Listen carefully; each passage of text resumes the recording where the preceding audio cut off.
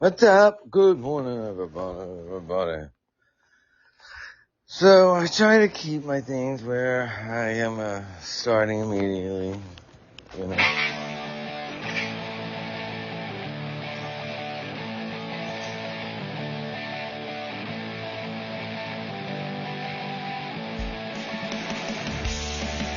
Good morning, everybody.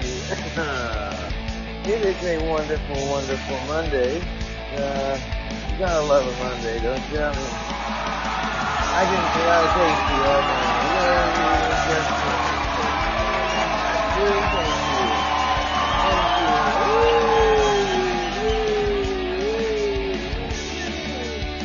Oh man, today we're going to talk about the pool trip.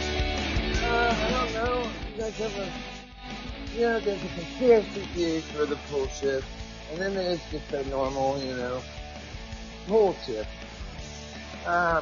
So wouldn't it be weird to have your compass out and south is north, north is south? Well, that's some of what we're going to be talking about. Then the other part, that's right, the Adam and Eve theory. See how I did that? I'm just kidding. And you have the Adam and Eve theory. Yeah, no, I don't really like to dive into the conspiracy theory world, but man, I just can't help it. Just can't help myself. I just can't help. I'm such a good fucking singer. All right, I'm sorry. So moving forward,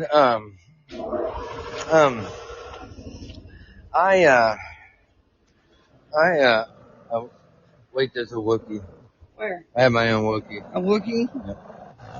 That is, I don't know, that was Lincoln saying hi to everybody. As you can tell, he's got a little bit of a burp in his butt. That's just, yeah.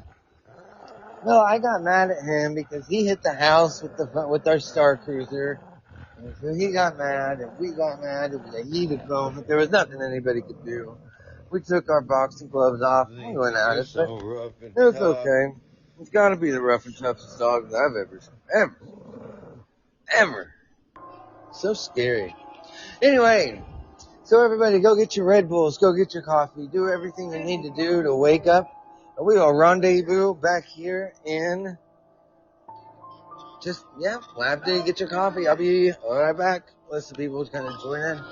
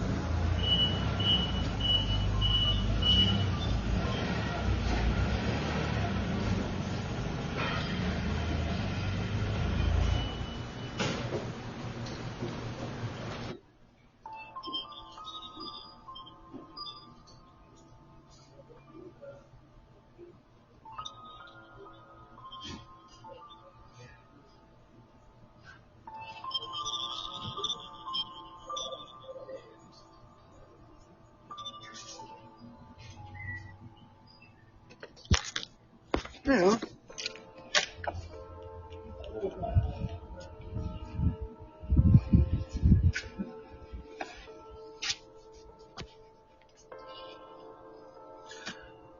Ho tick, what's up? Alright, anyway, what's up, guys?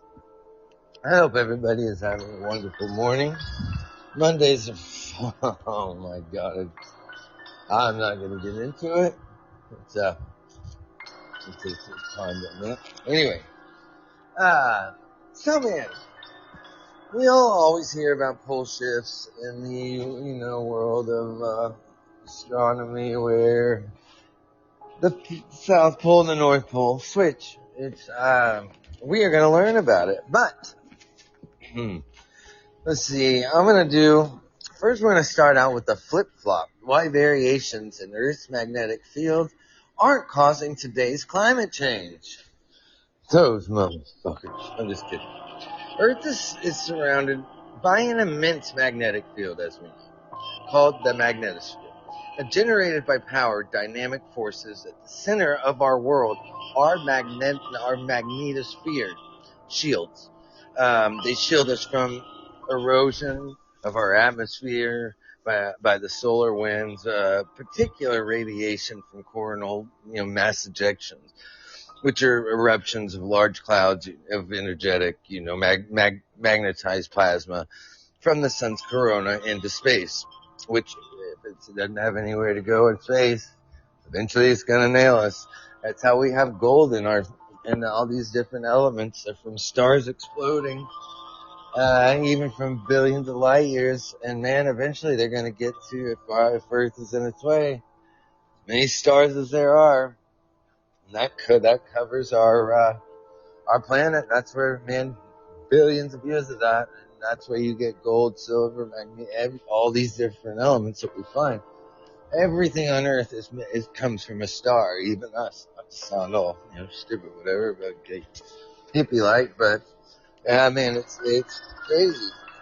It's really crazy. So anyway, our magnetosphere, it plays a role of the gatekeeper, propelling these forms of energy that are harmful, to life or to anything on Earth that's used to, this atmosphere, trapping most of it safely away from Earth's surface. You can learn more about this, um, looking up Earth's magnetosphere, which I will do an episode on to help you understand that more as well. If there's anything on here that you guys ever want to hear, man, just put it in the comments, because that's mostly my favorite thing is to do, what you guys want to hear. Now, since the forces that generate our magnetic field are constantly changing, the field itself is also in continual flux. It's got a strength waxing and waning over time. This causes the location of Earth's magnetic pole and south pole to gradually shift, and even the completely flip locations every 300,000 years or so. Take that with a grain of, But that might be somewhat important if you use a compass, or for certain animals like birds, fish, sea turtles, who internal compasses use the magnetic field to navigate. birds use the magnet, the mag to.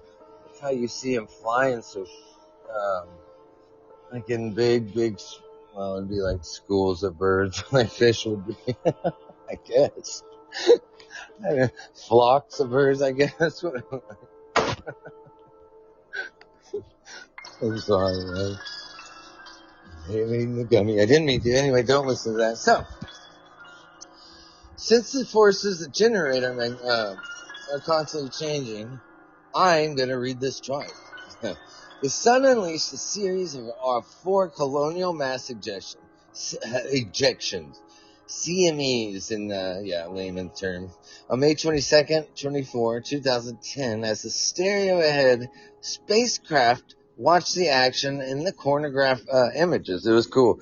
You can still see it on, you can get on YouTube and check it out. The sun, blocked out by an occulting disk, seen as red, is represented by a white disk that showed the relative size CMEs in large storms. Pretty cool. Some people have claimed that variations in Earth's magnetic field are contributing to current global warming and can use catastrophic climate change. However, the science doesn't support that argument, and we'll be examining a number of proposed hypotheses regarding the effects of changes in Earth's magnetic field on climate. That's a whole nother subject that has everything to do with it, but God, that could be a whole episode in itself as well. We'll also discuss physics-based reasons why changes in the magnetic field can impact climate. And that'll be a good one, too. Based on data from Swarm, the top, the mass ejections are usually they from the equator's part, but well, if you want to get NASA's climate change news, you can subscribe to this newsletter. I'll post that because that's pretty cool. I mean, NASA's such a So on this, we have number 1, shifts in magnetic pole location.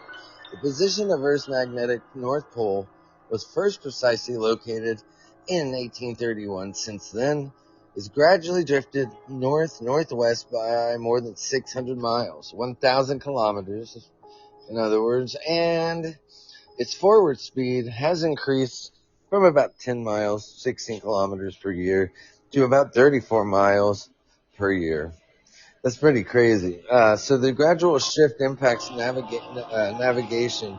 It is regularly accounted for. However, it's like anything with the science world. There's little science evidence of any significant link between Earth's drifting magnetic poles and climate.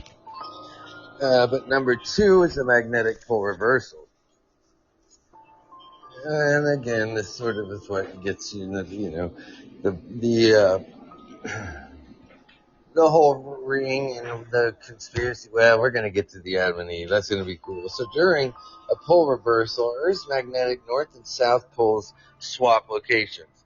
While that may sound like a big deal, pole reversals are common in Earth's geological history. One big reason is really, honestly, what is up and what is down in space. Honestly, what is it that there is no north, south, east, west, whatever. Space is you you kind of lose that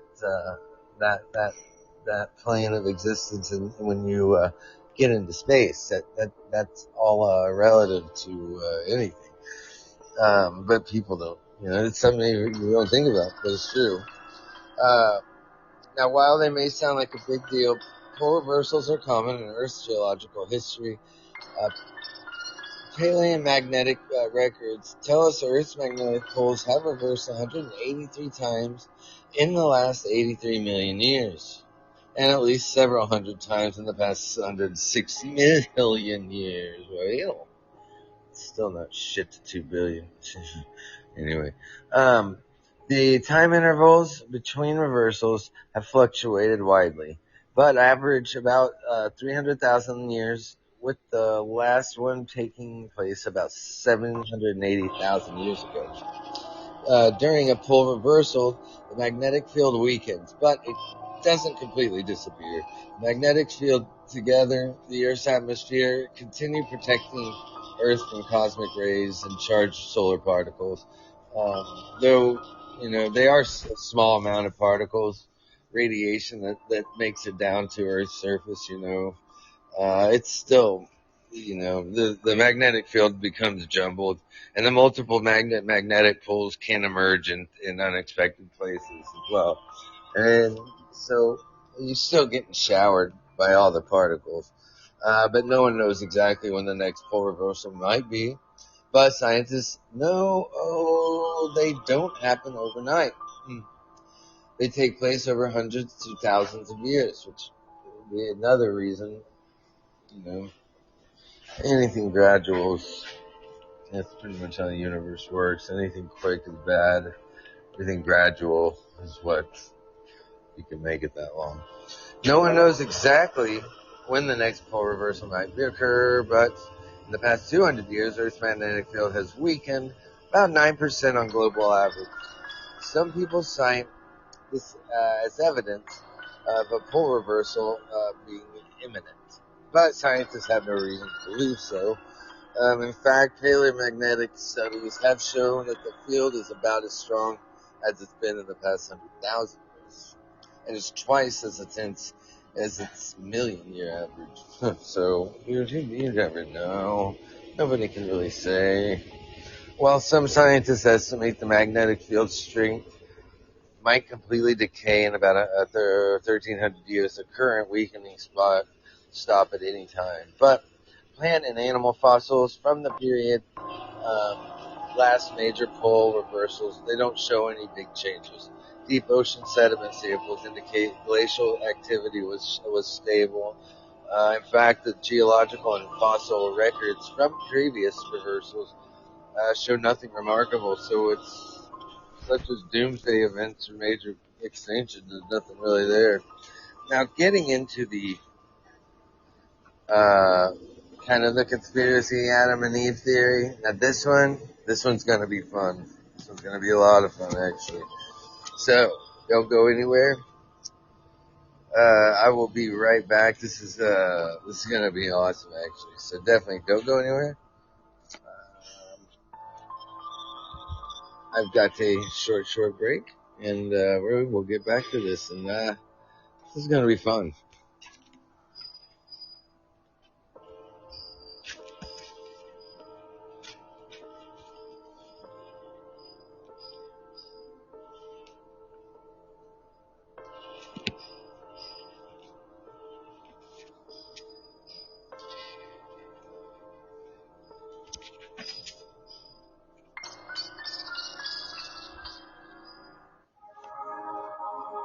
Four and a half billion years ago, when the Earth formed, there was no moon. Our planet was a hostile molten ball of rock traveling around the sun. The young solar system was a chaotic place, with crowded orbits and frequent collisions. Today, the Earth orbits in an astronomical highway that is mainly clear of debris, which is good if you're traveling at 30 kilometers per second. A cleared orbit is one of the three definitions that the International Astronomical Union uses to classify a planet. To clear its orbit, the Earth had to go through a violent period of collisions and near misses, as smaller bodies were either thrown out of the orbit or added to the mass of the planet itself in collisions. Not all of the objects the Earth encountered as a young planet were small. It's thought that there were dozens of protoplanets orbiting the Earth in those days, swirling around in crowded orbits, and Earth would have experienced a number of significant collisions.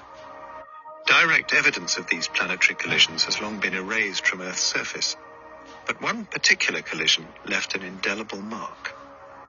The giant impact hypothesis suggests that there was a glancing collision between the newly formed Earth and a Mars-sized planet around 4.5 billion years ago, resulting in a planetary merger.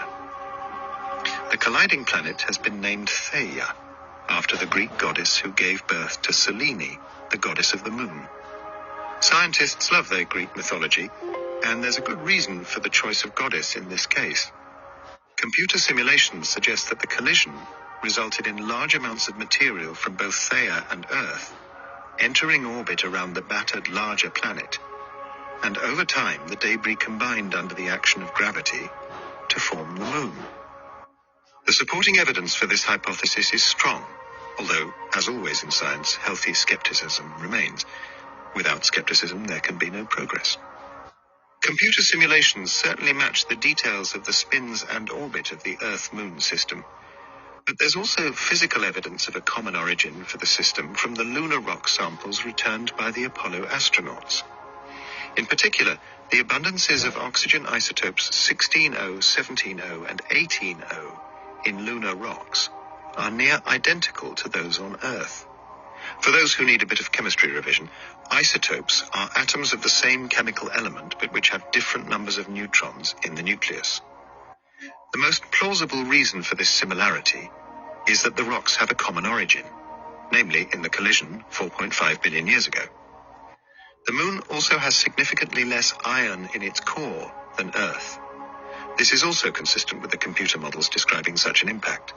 To get the spins and orbit right, a glancing collision is required, and in such collisions the iron-rich cores of the colliding planets tend to merge together, leaving the iron-depleted rocks from the outer layers to form the Moon. The giant impact hypothesis is able to explain the composition of the Earth and Moon and the details of their orbits and spins. This includes the origin of Earth's tilted spin axis, angled at 23.5 degrees to the plane of the solar system, which gives us our seasons. I find this a wonderful thing. There are few certainties in science, but I would contend that we wouldn't be here today if our spin axis wasn't tilted. The Moon was likely formed in the event that tilted our spin axis, but in any case, her presence acts to stabilize the orientation of Earth's axis, and a reasonable level of stability over geological timescales is a prerequisite for the evolution of complex life. Humans wouldn't be here without the Moon. Well, at the very least, evolution would have taken a different path. And it is a major understatement to say that the road to humanity was convoluted. In one sense, that's a superficial observation. There are a vast number of chance events in our past that could have happened differently, and changing any one of them would have meant that we wouldn't be here. We shouldn't fall into the trap of attaching particular importance to a single event. We'll leave that to the sonorous voiceovers of badly made television documentaries. The deeper, unarguable point, which does bear at least a thought, is that we are very lucky indeed to be here. There cannot be any cosmic significance to our existence, because our existence is far too contingent on a series of chance events, stretching back to the formation of the solar system and beyond. Does the fact that you're lucky to be alive make you feel irrelevant or valuable? I'll leave that to you. In his essay, Some Thoughts on the Common Toad, George Orwell reflects on the simple and available delight of noticing things like the passage of the seasons, and that's really what this book is about. The point is that the pleasures of spring are available to everyone and cost nothing, he writes. How many a time have I stood watching the toads mating or a pair of hares having a boxing match in the young corn, and thought of all the important persons who would stop me enjoying this if they could. But luckily they can't. The atom bombs are piling up in the factories, the police are prowling through the cities, the lies are streaming from the loudspeakers, but the Earth is still going around the sun, and neither the dictators nor the bureaucrats, deeply as they disapprove of the process, are able to prevent it. You don't need permission to do science, to think carefully and without preconception about what nature is telling you. After all, nature is a more reliable guide to the truth than the opinions of those incalculably lucky humans. The passage of the seasons is a gentle reminder that we live on a planet in orbit around the sun. Although we're moving at close to 30 kilometers per second in orbit,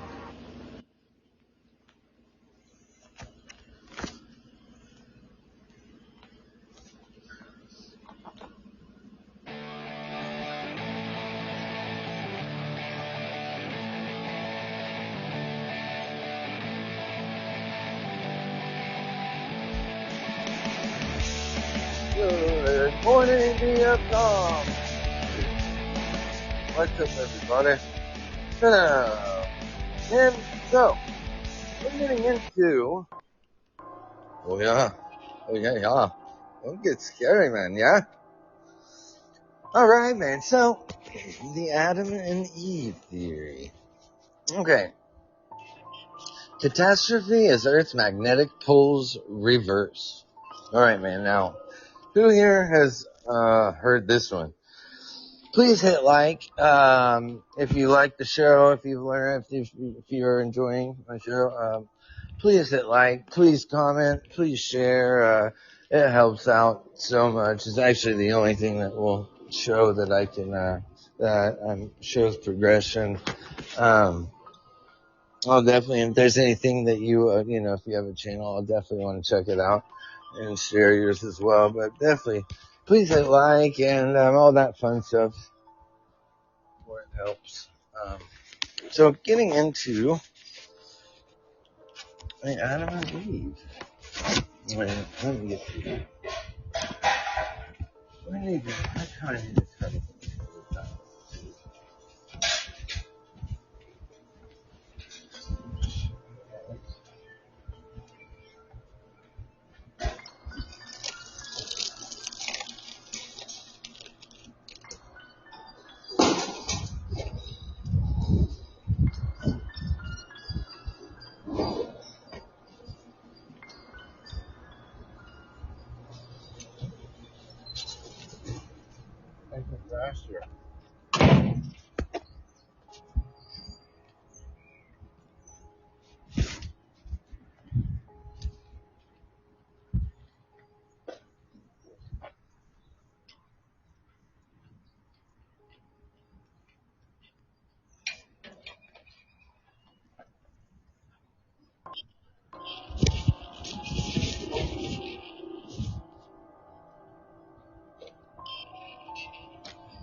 How are you?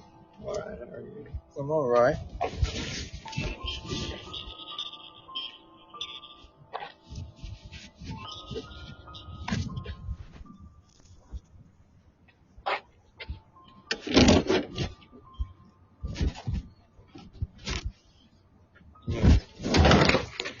Alright, sorry about that. Okay, so the Adam and Eve theory. Adam and Eve theory is gaining momentum all over TikTok, I guess, according to which every 6,500 years, a disaster on the scale of biblical flood strikes the earth. Is it true, my friends? Is it true? Well, we going to find out. I'm just kidding. I'll just shut up. The Garden of Eden, with the Fall of Man by Jan Brood, something the Elder, and the Peter Paul Rubens circa 1615, is a very, very pictorial picture of the Adam and Eve naked people. Now, the conspiracy theory known as Adam and Eve theory has recently resurfaced on TikTok following its appearance on Joe Rogan's podcast. I'm just kidding. Me and Joe Rogan, man, we're a long time friends. Yeah, I just went over to his house the other day. We're first in name basis. It claims that every sixth major disaster occurs on Earth. However, it's established from the outset that this theory is false and unfounded, despite its considerable following. This line, Joe Rogan's podcast recently sparked a series of, viral TikTok videos promoting this outlandish climate change theory. It was initially outlined in a book that also proposed Jesus lived in India for 18 years and was abducted by aliens after his crucifixion, raising concerns about its credibility. Yeah, that's stupid because he was an alien.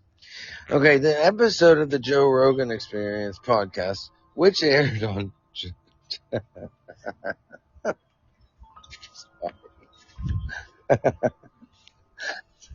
I love doing this. Okay, sorry. It was initially outlined in a book that also proposed Jesus lived in India for 18 years and was abducted by he was an alien, damn, I'm just kidding. The episode of Joe Rogan Experience podcast, which aired January 18th, featured an interview with YouTuber and self-proclaimed researcher Jimmy Corsetti. During the conversation, Rogan introduced the Adam and Eve theory, an idea lacking evidence and originating from the Adam and Eve story, a book published in 1965 by Chan Thomas, an electrical engineer who claimed to possess psychic abilities. How the fuck could you not go wrong there? Just kidding. Now, Thomas, formerly associated with the U.S. Air Force, argued in his book, partially published by the CIA in 2013, which that sounds weird to me, that the Earth's magnetic poles flip 90 degrees every few thousand years. Not 180. It's fine. I'm the dumb one. Okay.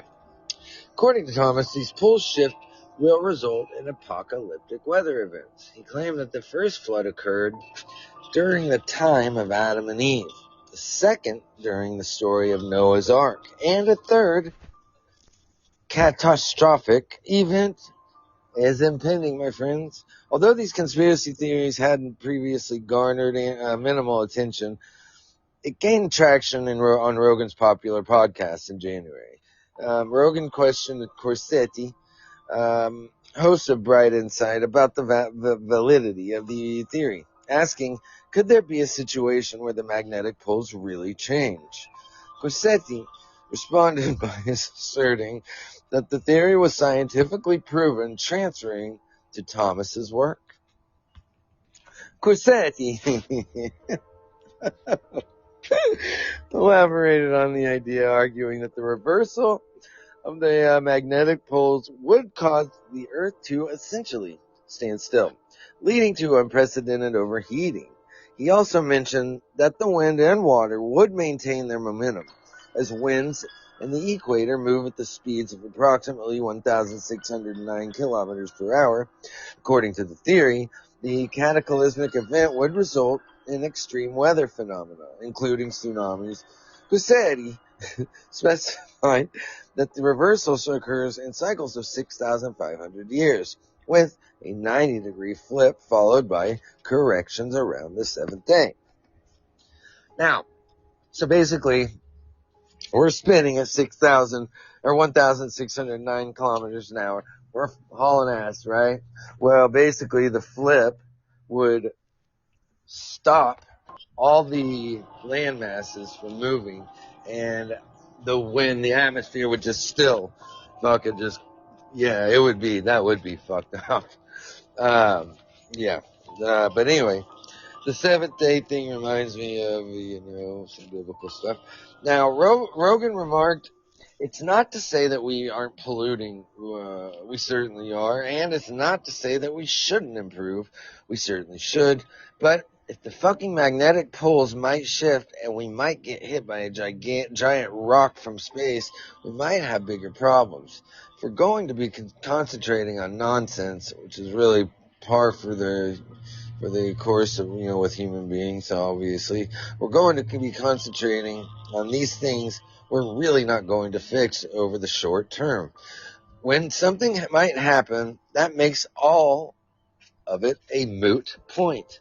I just heard moot the other day and laughed about that word. However, experts categorically refute these claims, labeling them basically the lacking scientific support.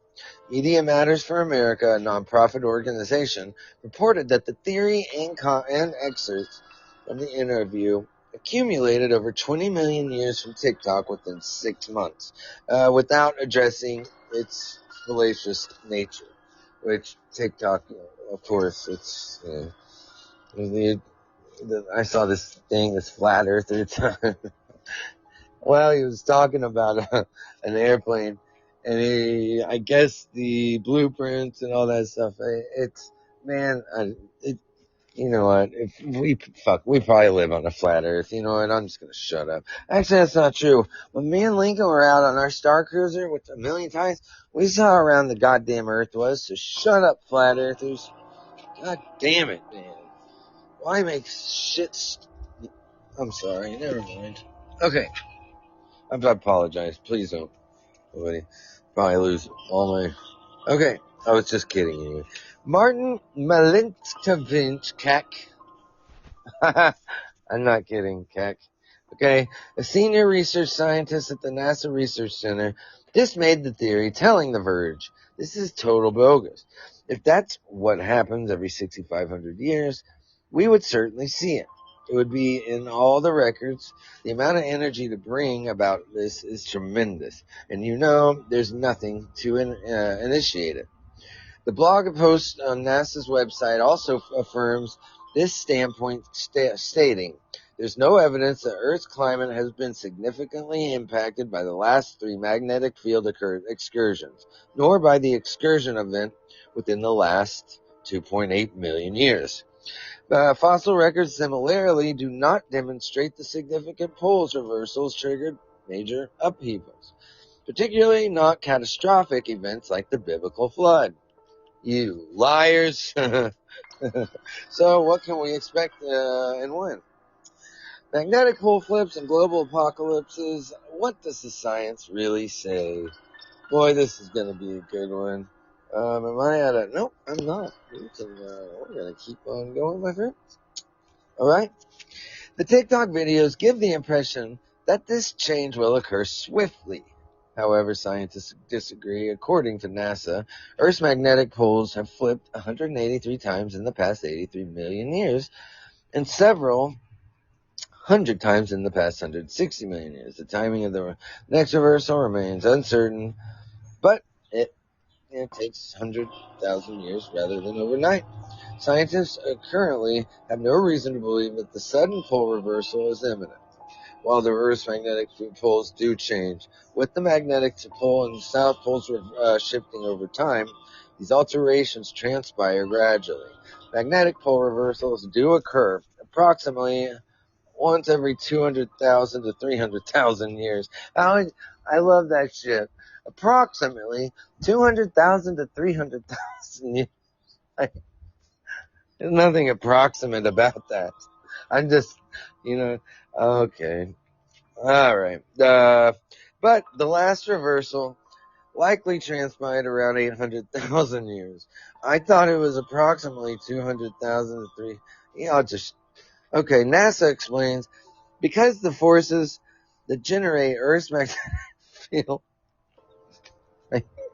thinking, because there's better news than this. I'm kidding. Don't.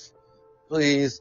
Because the forces that generate Earth's magnetic field are constantly changing the field itself into a comet.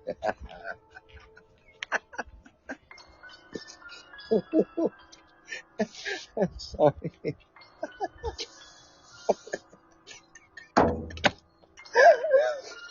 Oh man, I wish there was video on that. I'm sorry. Wish there was not. Oh my god, I'm not. Okay, this causes the location of Earth's magnetic north and south pole to gradually shift and completely flip locations about every 300,000 years or so. God, make up your mind, sir. For a planetary turnover to occur, certain physical factors must come into play. Currently, the Earth's upper atmosphere lacks the necessary energy for such an event. Furthermore, the air does not contain iron, and therefore, there is no known physical mechanism connecting weather conditions to Earth to electromagnetic currents in space. So put that in your pipe and smoke it, mother. Electromagnetic interactions solely impact the Earth's ionosphere, which begins at an altitude of 60 to 90 kilometers above the Earth's atmosphere or surface and extends over 500 kilometers. They do not influence the weather and climate patterns on the surface. I'm just joking. That annoying. I'm not him. The 2014 report by Berkeley News stated that even if magnetic fields were to change throughout a person's lifetime, it would not result in a major disaster or damage to power grids. So, again, just kidding. It would not result in a major disaster. Okay, such an example that in such a scenario. The weakened, Lincoln, I really need your help. The weakened magnetic field could potentially increase the risk of solar flares, disrupting electrical infrastructure, power grids, and satellites. However, a previously mentioned fossil evidence does not indicate any significant extinction, the events caused by the polar reversals, nor does the geological record reflect an increase in volcanic eruptions or earthquakes. So put that in your pipe and smoke it. Media Matters remarked, while it was not written to provide an alternative, God, shut up, Joey, explanation for climate change. The Adam and Eve story provides a framework for the interpreting its effects outside of an anthropogenic, that's what I said. That's my anthropogenic explanation. This narrative, which shifts blame away from our fossil fuel economy onto planetary forces beyond human control, can serve as climate misinformation. The organization emphasized in the past the Earth's orbit, the sun, the cosmic rays have all similarly been used to provide alternative explanations for climate change.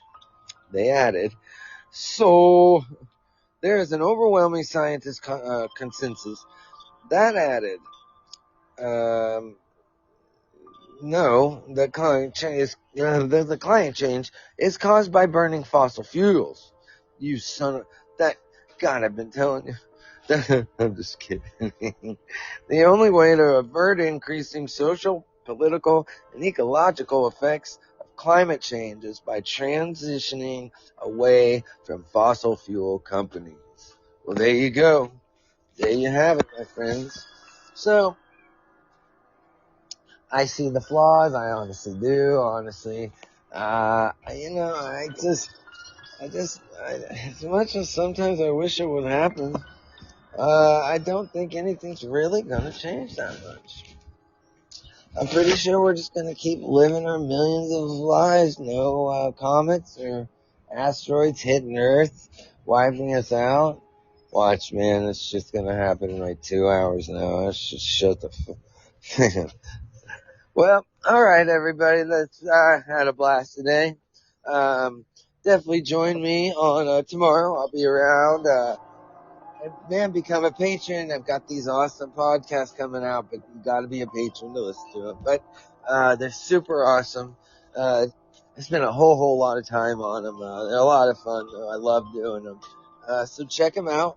And, man, if you guys have questions, if you have anything, please, leave comments. I love talking. I love, I'll talk to you guys even through emails or anything, man. I love talking to all you guys. So, no questions, everything. In the comments. I'm really happy to. Well, so cool, everybody. Everybody have a wonderful day. You know, all the good stuff and all the stuff. Yeah, I got this, it's gonna be awesome. I've got a birthday package to send right now that I am late on. That's today. Everybody, you guys, have a good day. Don't let anything scare you too much. And the Adam and Eve theory, man, if it's true, let's all go down together, man. But hey, be friends and be nice to everybody. You guys have a wonderful day. I will talk to you soon.